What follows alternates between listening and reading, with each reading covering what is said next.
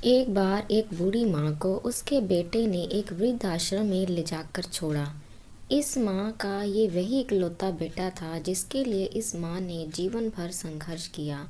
इस बेटे के लिए वो सब कुछ किया जो एक माँ करना चाहिए या माँ कर सकती है, और आज भी अपने बेटे को किसी भी तरह की परेशानी ना हो, इसलिए आश्रम में रहने के लिए भी ये माँ तैयार हो गई।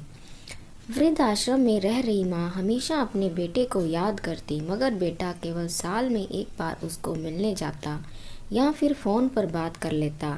कई साल बीत गए। वृद्ध आश्रम से बेटे को एक दिन फ़ोन आया। उन्होंने कहा, बेटा जल्दी से आश्रम आके अपनी माँ से मिल लो, वो बहुत सीरियस है। बेटा जब अपनी बीमार माँ के पास पहुंचा तब वह अपनी आखिरी सांसें गिन रही थी। बेटे ने अपनी माँ से उसकी आखिरी इच्छा पूछते हुए कहा, माँ मैं तुम्हारे लिए क्या कर सकता हूँ, बताओ। माँ ने कहा, बेटा इस आश्रम में गर्मी और मच्छर बहुत ज़्यादा है, यहाँ पर कुछ पंखे लगवा देना।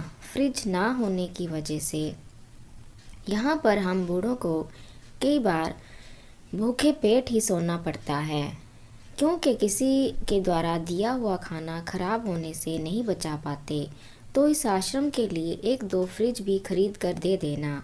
बेटे ने अपनी माँ की सारी बात सुनी और माँ से पूछा, आपने इतने साल यहाँ पर निकाल दिए, पर आपने कभी भी ये बातें मुझसे नहीं कही, और अब जब आपके पास टाइम ही नहीं बचा है तब आप ये सब बातें कह रही हैं, ऐसा क्यों?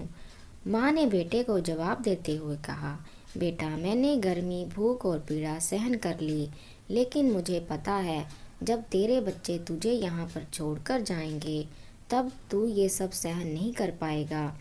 इसलिए तेरी सुविधा के लिए मैं तुझे ये सब लगाने के लिए कह रही हूँ। दोस्तों, माँ की ये आखिरी लाइनें किसी भी बेटा या बेटी की आंखें खोलने के लिए सक्षम है।